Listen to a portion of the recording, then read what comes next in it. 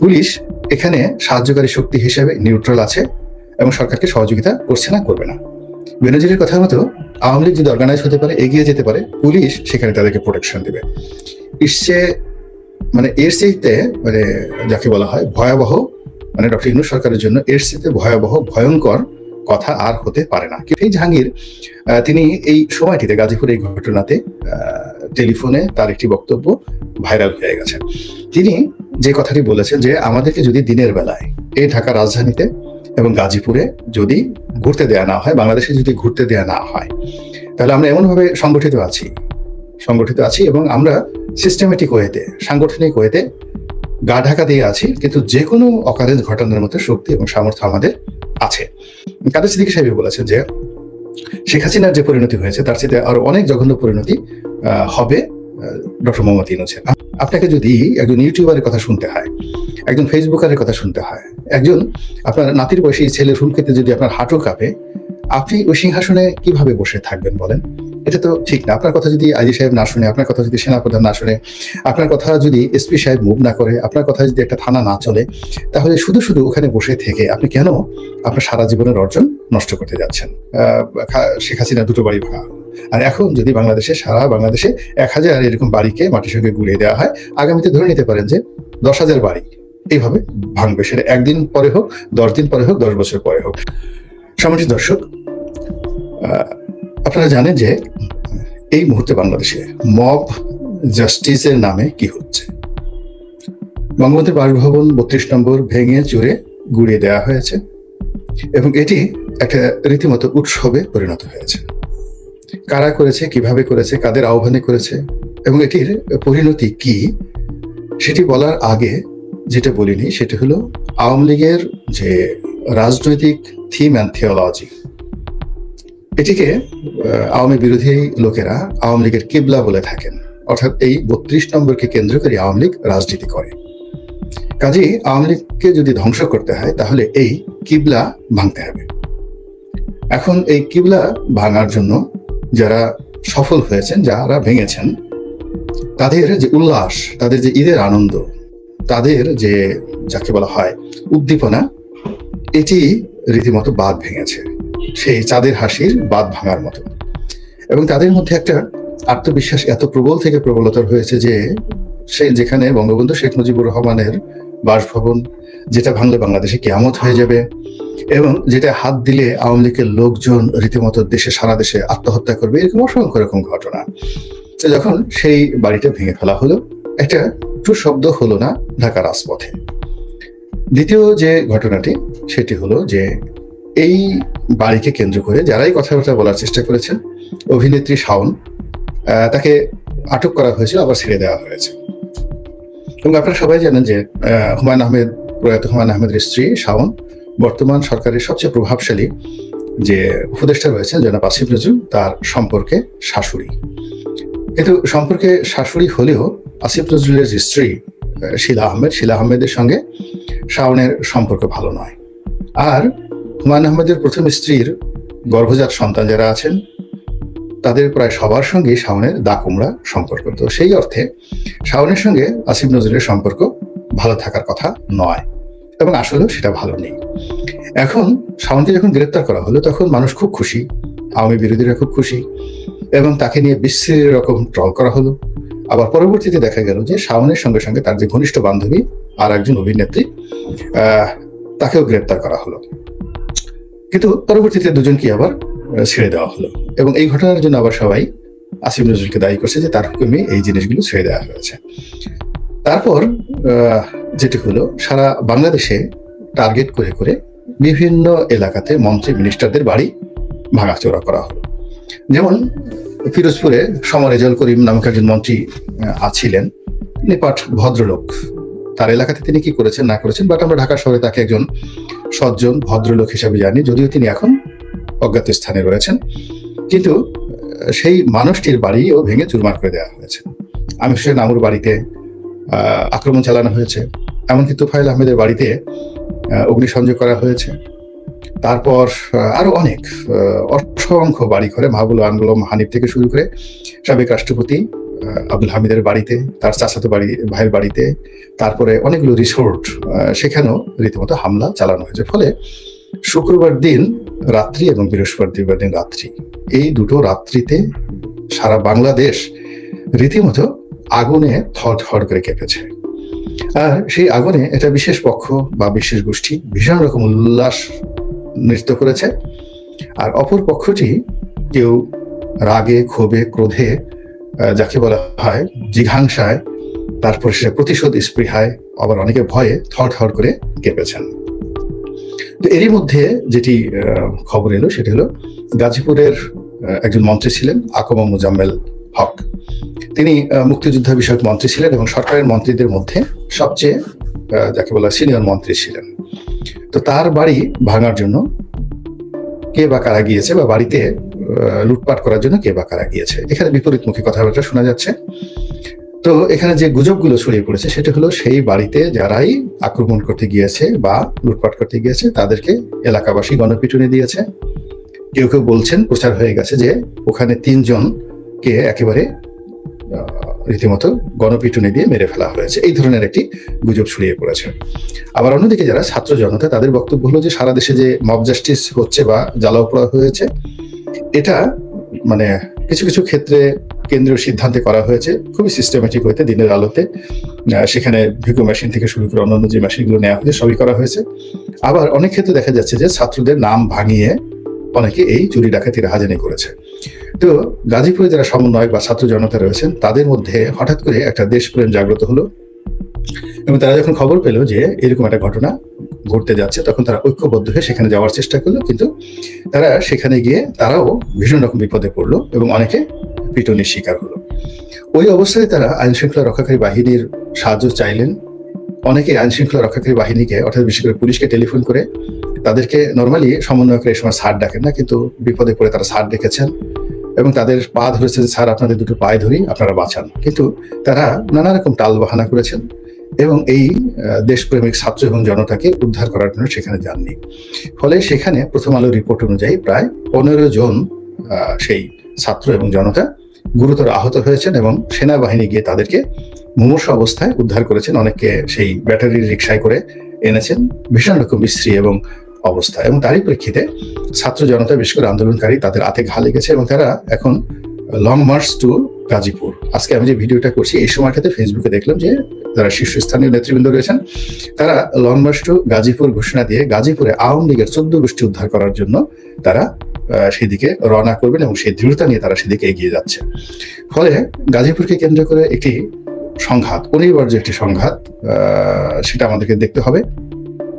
এবং সেই সংঘাতে কি কি পরিণতি হতে পারে এবং সেই সংঘাতের মারাত্মক বিষক্রিয়া সারা দেশে কিভাবে ছড়িয়ে যেতে পারে সেই বিষয়গুলো নিয়ে আলোচনা করবো। তারা আওয়ামী লীগের লোকজন এই ঘটনায় ভীষণ রকম উজ্জীবিত এবং ভীষণ রকম খুশি। গাজীপুরের এই ঘটনা নিয়ে গত রাত থেকে আজ পর্যন্ত যে ঘটনাগুলো ঘটেছে খুবই, যাকে বলা হয়, অ্যালার্মিং এবং ভীতিকর। প্রথম অবস্থা হলো পুলিশের সাবেক আইজি বেনজির একটি বিবৃতি দিয়েছেন এবং সেটি আবার পুলিশ অ্যাসোসিয়েশন প্রতিবাদ করেছেন এবং সেটি বলেছেন যে এই ধরনের বক্তব্য দেওয়া বেনজিরের জন্য রাষ্ট্রদ্রোহ। কিন্তু তিনি তো নিরাপদ দূরত্বে রয়েছেন। তিনি যেটা বলেছেন যে পুলিশে 90% লোক আওয়ামী লীগের, তাদের সঙ্গে ডক্টর বেনজির এবং অন্যান্য যারা পালিয়ে আছেন কমান্ডিং অফিসার, যারা এই গত 15 বছর ধরে পুলিশ বাহিনীকে নিয়ন্ত্রণ করেছেন, এমনকি যারা জেলখানাতে রয়েছেন, ওনার কথায় যা বোঝা গেল পুলিশের যারা সাবেক 2 জন আইজি, তাদের সঙ্গে পুলিশের বিভিন্ন স্তরের কর্মকর্তাদের নিয়মিত যোগাযোগ রয়েছে। পুলিশ এখানে সাহায্যকারী শক্তি হিসেবে নিউট্রাল আছে এবং সরকারকে সহযোগিতা করছে না, করবে না। বেনজিরের কথা মতো আওয়ামী লীগ যদি অর্গানাইজ হতে পারে, এগিয়ে যেতে পারে, পুলিশ সেখানে তাদেরকে প্রোটেকশন দেবে। এর চাইতে যাকে বলা হয় ভয়াবহ, ডক্টর ইউনূস সরকারের জন্য এর চাইতে ভয়াবহ, ভয়ঙ্কর কথা আর হতে পারে না। কিভাবে তারা সামাল দিবেন, কিভাবে পুলিশ বাহিনী সামাল দিবেন এবং কিভাবে কি করবেন সেটা তাদের ব্যাপার। কিন্তু এই বক্তব্য দীর্ঘদিন জামাতের লোক বলে আসছিল, তারপরে শেষে সরকারের লোকজন বলে আসছিল যে প্রশাসনের রন্ধ্রে রন্ধ্রে আওয়ামী লীগের লোকজন ঢুকে আছে এবং তারা এই দেশের সর্বনাশ ঘটাচ্ছে। তো এটি ডক্টর বেনজিরের কথায় ফুটে উঠল। 2 নম্বর হলো জাহাঙ্গীরের, গাজীপুরের সাবেক মেয়র জাহাঙ্গীর। তিনি জনপ্রিয়, গাজীপুরে খুবই জনপ্রিয়, আবার তার সঙ্গে সঙ্গে বিতর্কিত। এবং জাহাঙ্গীরের কারণে বিগত দিনগুলোতে বিএনপির সঙ্গে আওয়ামী লীগের অনেকগুলো সম্পর্ক নষ্ট হয়েছে। যেমন সর্বশেষ যে দুটো বিএনপির মহাসমাবেশ, একেবারে যেটা 28 অক্টোবরের যেটি মহাসমাবেশ ছিল, সেই মহাসমাবেশ কিন্তু জাহাঙ্গীর লোকজন সহকারে মিন্টো রোড দিয়ে যেভাবে প্রধান বিচারপতির বাসভবনের ওখান দিয়ে যাচ্ছিলেন, এবং ওখান থেকে কিন্তু মারামারিটা সূত্রপাত হয়, এবং তার থেকে মূলত এই যে বিএনপির সেই অনুষ্ঠানকে পণ্ড করা, এটার এগেনস্টে পুলিশি অ্যাকশন, তারপরে যা কিছু ঘটেছে, এটাই কিন্তু গণতান্ত্রিক যে যাত্রা মিছিল, সেই মিছিলের যে কফিনে একেবারে শেষ পেরেকটা সেদিন মেরে দেওয়া হয়েছে, এবং ওই দিনই আসলে শেখ হাসিনার পতনটা সূচিত হয়েছে। এবং আজকে যে অরাজনৈতিক সরকার, আজকের যে ২/১১ সরকার, যাহা বলেন না কেন, যেভাবে আপনি যে কথা বলেন না কেন, ডক্টর মোহাম্মদ ইউনূস বলেন, ওয়াকারুজ্জামান বলেন, যা কিছু বলেন, ওই দিন থেকে কিন্তু সূত্রপাত হয়েছে, এবং এটি সূত্রপাত করেছিল জাহাঙ্গীর। এখন জাহাঙ্গীরের যে সমস্যা, জাহাঙ্গীরের বিরুদ্ধে বিস্তর অভিযোগ ছিল প্রধানমন্ত্রী শেখ হাসিনার কাছে, সাবেক প্রধানমন্ত্রী। তো তিনিও জাহাঙ্গীরকে কখনো স্বাভাবিকভাবে নেননি। তিনি জাহাঙ্গীরকে বাদ দিতে চেয়েছিলেন দলীয় রাজনীতি থেকে, কিন্তু গাজীপুরের যে অভ্যন্তরীণ রাজনীতি, সেই অভ্যন্তরীণ রাজনীতিতে বিভিন্ন অন্তর্দ্বন্দ্ব, কলহ, বিবাদের কারণে জাহাঙ্গীর ওবায়দুল কাদের থেকে শুরু করে আকামা মোজাম্মেল থেকে শুরু করে আর অনেকের সাহায্য এবং সহযোগিতা পেয়ে, এমনকি বিএনপি লোকদের সাহায্য সহযোগিতা পেয়ে সে সেখানে স্বতন্ত্র এমপি হয়ে গেলেন। তো স্বতন্ত্র এমপি হয়ে যাওয়ার পর তার ক্ষমতা, যাকে বলে অতীতের যে কোনো সময়, সেটা আরো অনেক অনেক বেড়ে গেল, গ্রহণযোগ্যতাও বেড়ে গেল। এবং এই জাহাঙ্গীর শেষের দিকে এসে তিনি আহত হয়েছেন, ধরা পড়েছেন। তো তারপরে আবার পালিয়ে গেছেন। জনগণই তাকে পিটিয়েছে, আবার জনগণই তাকে রক্ষা করেছে। এটা একটা অদ্ভুত। তো সেই জাহাঙ্গীর তিনি এই সময়টিতে, গাজীপুর এই ঘটনাতে টেলিফোনে তার একটি বক্তব্য ভাইরাল হয়ে গেছে। তিনি যে কথাটি বলেছেন যে আমাদেরকে যদি দিনের বেলায় এই ঢাকা রাজধানীতে এবং গাজীপুরে যদি ঘুরতে দেয়া না হয়, বাংলাদেশে যদি ঘুরতে দেয়া না হয়, তাহলে আমরা এমনভাবে সংগঠিত আছি এবং আমরা সিস্টেমেটিক ওয়েতে, সাংগঠনিক ওয়েতে গা ঢাকা দিয়ে আছি, কিন্তু যে কোনো অকারেন্স ঘটানোর মতো শক্তি এবং সামর্থ্য আমাদের আছে। তো আমরা যদি দিনে আমাদেরকে চলতে ফিরতে দেওয়া না হয়, আমরা রাতে কাউকে ঘুমাতে দেব না। আপনি বোঝার চেষ্টা করুন, এটি একটা রীতিমতো যাকে বলে গৃহযুদ্ধের হুমকি। রাতে আপনি শুয়ে আছেন, আমার কথাই চিন্তা করুন, বা আওয়ামী লীগ যাদেরকে টার্গেট করছে তারা শুয়ে আছেন, তাদের আত্মীয় স্বজন শুয়ে আছেন। তো সেখানে গিয়ে দেখা গেল আগুন লাগিয়ে দিল, গান পাউডার দিয়ে আগুন লাগিয়ে দিল, পেট্রোল ঢেলে আগুন লাগিয়ে দেওয়া হলো। এটা তো জাস্ট জাহাঙ্গীরের কথা মতো তাদের জন্য ভাত মাছের বিষয়। এবং বেনজিরের কথা মতো এখানে যদি পুলিশ সাহায্য করে, তাহলে আলটিমেটলি এখন যারা বড় বড় কথাবার্তা বলছেন, এই পুরো পরিস্থিতি উল্টে যেতে 24 ঘন্টা সময় লাগবে না। এরপরে যেটি হচ্ছে সেটি হলো, ফেসবুক থেকে শুরু করে অন্যান্য জায়গাতে বলা হচ্ছে যে তাদের পরবর্তী টার্গেট হলো টুঙ্গিপাড়া, এবং ফেসবুক তো একটা গুজবের জায়গা। সেখানে বলা হচ্ছে যে অমুক দলের লোকজন, তারা অমুক দল মানে আবার জামাতের লোকজন, তারা বিভিন্ন তাবলিগের ছদ্মবেশে গোপালগঞ্জের বিভিন্ন মসজিদে যাওয়ার চেষ্টা করছে, সেখানে লুকিয়ে থাকার চেষ্টা করছে, একসাথে সংগঠিত হয়ে তারা সেটা আক্রমণ করবে। এবং আমি মনে করি যেটা কখনোই জামাত করবে না, কিন্তু এই ধরনের গুজব ছাড়িয়ে মানুষকে রীতিমতো বিক্ষুব্ধ করে তোলা হচ্ছে। ফলে কি হচ্ছে, বরিশাল, পটুয়াখালী, তারপর ভোলা, পিরোজপুর, ঝালকাঠি, শরীয়তপুর, মাদারীপুর, গোপালগঞ্জ, ফরিদপুর, এই এলাকাগুলোতে আওয়ামী লীগের যে জনপ্রিয়তা বা প্রাধান্য রয়েছে, এবং এখানে এখনো পর্যন্ত মাঠে ঘাটে কিন্তু আওয়ামী লীগের সব নেতাকর্মীরা পালায়নি, এবং ওখানে বিএনপির সঙ্গে মূল শক্তি হলো বিএনপি। তো বিএনপির সঙ্গে সেখানে আওয়ামী লীগের সম্পর্ক কিন্তু ভালো সম্পর্ক। তো তারা যদি এই কয়টি এলাকাতে কেবলমাত্র জামাতকে এবং সমন্বয়ককে টার্গেট করে, যেখানে যেখানে তাদের শক্তিমত্তা রয়েছে দিনে এবং রাতে, এবং আস্তে আস্তে কি হচ্ছে যে একজন আরেকজনের বিরুদ্ধে চাণক্য নীতির মতো লাগিয়ে দিয়ে, অর্থাৎ প্রথমে যদি তারা দেখা গেল যে সমন্বয়কদের ব্যাপারে এখন অনেকের দুর্বলতা আছে, তো তারা যদি প্রথমে জামাতকে টার্গেট করে, তারপরে সমন্বয়কদেরকে টার্গেট করে, তারপর ধীরে ধীরে নিজেদের শক্তিমত্তা বৃদ্ধি করে এবং অন্যান্য এলাকাতে যায়, এবং সবার শেষে যদি তারা রাজধানীতে আসে, তাহলে সেই পরিস্থিতি কতটা জটিল হতে পারে। ফলে এখন যে ঘটনাগুলো ঘটেছে, এই ঘটনাগুলোর ইমিডিয়েটলি সরকারের পক্ষ থেকে এগুলোর যাকে বলা হয় নিয়ন্ত্রণ তাদের করতে হবে। নিয়ন্ত্রণ যদি তারা করতে না পারে, তাদেরকে পদত্যাগ করতে হবে, তাদেরকে চলে যেতে হবে। আদারওয়াইজ তারা একটা সময়, কিন্তু বেশ কয়েকজন লোক বলছেন যে, কাদের সিদ্দিকী সাহেব বলেছেন যে শেখ হাসিনার যে পরিণতি হয়েছে তার সাথে আরো অনেক জঘন্য পরিণতি হবে ডক্টর মোহাম্মদ ইউনূসের। আমি তার এই বক্তব্য ঠিক ওইভাবে না বলে আমি বলছি যে ডক্টর মোহাম্মদ ইউনূস যদি সতর্ক না হন এবং তিনি যদি কার্যকর ব্যবস্থা নিতে না পারেন, তাহলে কাদের সিদ্দিকীর যে আশঙ্কা সেটি বাস্তবে রূপান্তরিত বা পরিণত হতে পারে। এখানে মূল ব্যাপার হলো যে বাবা, আপনি পারবেন না একটা জিনিস, আপনাকে যদি একজন ইউটিউবারের কথা শুনতে হয়, একজন ফেসবুকারের কথা শুনতে হয়, একজন আপনার নাতির বয়সী ছেলের হুমকিতে যদি আপনার হাঁটু কাঁপে, আপনি ওই সিংহাসনে কিভাবে বসে থাকবেন বলেন? এটা তো ঠিক না। আপনার কথা যদি আইজি সাহেব না শুনে, আপনার কথা যদি সেনাপ্রধান না শুনে, আপনার কথা যদি এসপি সাহেব মুভ না করে, আপনার কথা যদি একটা থানা না চলে, তাহলে শুধু শুধু ওখানে বসে থেকে আপনি কেন আপনার সারা জীবনের অর্জন নষ্ট করতে যাচ্ছেন? এই গেল একটা বিষয়। 2 নম্বর হলো যে এখানে যারা সমন্বয়ক রয়েছে তাদের মধ্যে এখন অনেকগুলো গ্রুপ হয়ে গেছে। সরকারের একটা গ্রুপ আছে, বাইরে নতুন রাজনৈতিক দল যারা করতে চাচ্ছে তাদের একটা গ্রুপ আছে, রাজনীতি করতে চান না তাদের একটা গ্রুপ আছে, আবার সমন্বয়কদের মধ্যে জামাতের একটা গ্রুপ আছে, কেউ কেউ বলেন যে হিজবুত তাহরিরেরও এখানে একটা গ্রুপ রয়েছে। সব মিলিয়ে সমন্বয়কদের মধ্যে যে একটা সেন্ট্রাল কমান্ড আছে বা তাদের সার্ভিসের কথা মতো সারা বাংলাদেশের সমন্বয়করা চলে, এটা আমার কাছে মনে হচ্ছে না। সেখানেও তাদের বেশ কিছু সমস্যা রয়েছে। তো এতগুলো সমস্যা নিয়ে যেখানে পুলিশ বাহিনী থেকে শুরু করে কোনো বাহিনী ঠিক মতো অ্যাক্ট করছে না, সেখানে আপনি ম্যাসিভ সারা দেশে যেভাবে আওয়ামী লীগের বিরুদ্ধে অপারেশন চালানো হচ্ছে, সেই অপারেশনগুলো সফলতা পাবে না, এটি স্বাভাবিক বিষয়। 2 নম্বর হলো যে প্রকৃতির একটা নিয়ম হলো মানুষের দেয়ালে যখন পিঠ ঠেকে যায় তখন কিন্তু সে যাকে বলে রুখে দাঁড়ায়। এমনকি আপনি একটা পিঁপড়া দেখবেন, একটা পিঁপড়া আপনি তাকে কামড় পাড়া দিতে যান, ও একটা সময় যখন বুঝে যায় যে সে মরে যাবে, তখন সে তার সর্বশক্তি দিয়ে আপনাকে কামড়ে ধরে। এবং আপনি যদি তাকে পিঁপড়াটা ছাড়াতে চান, আপনাকে এমন ভাবে কামড়ে ধরবে যে ওর মস্তক মুন্ডু, ওখানে মুন্ডু থেকে শরীর আলাদা করে ফেলবেন, তবুও সে কামড় ছাড়বে না। তো একটা পিঁপড়া যদি এতটা জেদি হয়ে যেতে পারে, তাহলে আশরাফুল মখলুকাত মানুষ, তাদের মধ্যে যখন জিদ আসে, তাদের মধ্যে যখন অপমান আসে, তখন তারা কতটা ভয়ঙ্কর হতে পারে, এই বিষয়গুলো এখন যারা তরুণ এবং যুবক আন্দোলনের নেতৃত্ব দিচ্ছেন তাদেরকে বুঝতে হবে। 2 নম্বর হলো যে মব যে কথাটি বলা হয়, মবের সবচেয়ে ভয়ঙ্কর দিক হলো যখন মব সংগঠিত হয় তখন মানুষের মস্তিষ্ক শূন্য হয়ে যায়, বিবেক শূন্য হয়ে যায়, তার শরীরে শুধুমাত্র পাশবিক শক্তি থাকে, বিচার থাকে না, বিবেচনা থাকে না, বিবেক থাকে না, শুধুমাত্র একটি পশুর যে শক্তিমত্তা থাকে, হিংস্রতা থাকে, ওইরকম হিংস্রতা যখন তৈরি হয়ে যায় তখনই ওটাকে মব বলা হয়। ফলে মবের নামে আপনি মিছিল করেন, মবের ব্যানার আপনি জাস্টিস করেন, মবের ব্যানার আপনি ভাঙচুর করেন, এই কাজগুলো কোনো অবস্থাতেই ভালো না, টিট ফর ট্যাট। এখন দেখুন প্রকৃতি এখানে একটা বিচার করে। অনেক লোক বলার চেষ্টা করছে যে দেখুন যেদিন মওদুদ আহমেদের মতো সম্মানিত লোককে রাস্তায় নামিয়ে দেওয়া হয়েছিল, যেদিন আপনার বেগম খালেদা জিয়ার বাড়ি ভেঙে দেওয়া হয়েছিল, যে অঝরে তিনি যেভাবে কেঁদেছিলেন, তার পরিণতিতে আজকে সুধা সদন বা যাকে বলা হয় 32 নম্বর চলছে। এখন এই কথাগুলো তো আপনাকে শুনতে হবে, এটা হলো প্রকৃতির বিচার।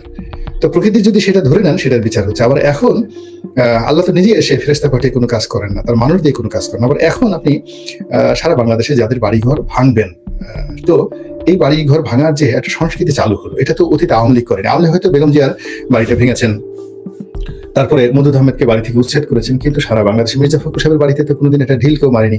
কিংবা বিএনপি জামাতের শফিক সাহেবের যে হাসপাতাল আছে, শফিক সাহেবের যে ব্যবসা বাণিজ্য আছে, সেখানে থেকে কখনো আক্রমণ করেনি। এমনকি জামাতের অফিস তালা দেওয়া হয়েছে, তারপর শেষে মাহমুদুর রহমান সাহেবের আমার দেশ পত্রিকা তালা দেওয়া হয়েছে, কিন্তু আমার দেশের সামনে জায়জাদিনের সামনে কখনো কোনো অবস্থাতে এইভাবে প্রথম আলোর সামনে যেভাবে জিয়াফত করা হয়েছে, এই জিনিসগুলো তো হয়নি। তো এই বিষয়গুলো যখন শুরু হয়ে গেল, এটা কি এখানে শেষ হয়ে যাবে? আপনার কি মনে হয়? কখন এটা শেষ হবে না, বরং এই যে বাংলাদেশে যেমন দেখা গেল বেগম জিয়ার বাড়ি একটা ভাঙা হয়েছে, এখন শেখ হাসিনা 2টো বাড়ি ভাঙা হলো। আর এখন যদি সারা বাংলাদেশে 1000 এরকম বাড়িকে মাটির সঙ্গে গুঁড়িয়ে দেওয়া হয়, আগামীতে ধরে নিতে পারেন যে 10,000 বাড়ি এইভাবে ভাঙবে, সেটা 1 দিন পরে হোক, 10 দিন পরে হোক, 10 বছর পরে হোক। এই যে প্রকৃতির বিচার এবং মানুষ এই জিনিসগুলো বংশ পরম্পরায়, এই জিনিসগুলো কিন্তু তার মধ্যে যাকে বলা হয় প্রবাহিত হয়। ধরুন এখন যদি আওয়ামী লীগ কিছু করতে না পারে, 10 বছর পরে হোক, 20 বছর পরে হোক, কিন্তু এই জিনিসগুলো হবেই। কিন্তু এই যে তরুণ প্রজন্ম থেকে শুরু করে তাদের উপরে যারা মাথা রয়েছেন, এমনকি যারা সরকার পরিচালনা করছেন, তাদের তো অনেক ব্যাপারে অনেক অভিজ্ঞতা রয়েছে। কেন তারা এই বিষয়গুলো আমলে নিচ্ছেন না এবং কেন এই বিষয়গুলো বন্ধ করতে পারছেন না? এবং এই বিষয়গুলোর একটা সমাধান না হলে আমাদের এই দেশটি গৃহযুদ্ধের দিকে চলে যাবে এবং সেই গৃহযুদ্ধ থেকে কেউ বাঁচাতে পারবে না।